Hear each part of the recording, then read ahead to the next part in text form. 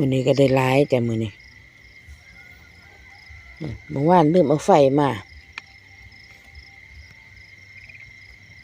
เดือนมันมืดจ้ะมันก็เลยได้เป็นยังไต่มาเต็มเลย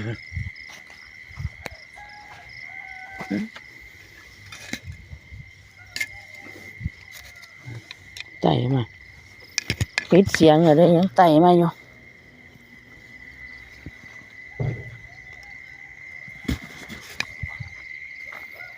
ที่หาเครื่องเสีย6 โมงแล้วล่ะ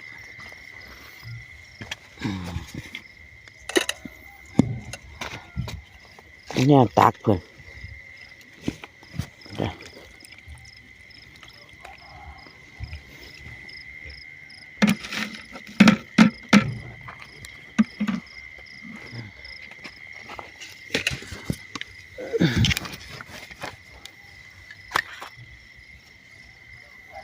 ตักก่อนจ้าตักก่อนเด้อ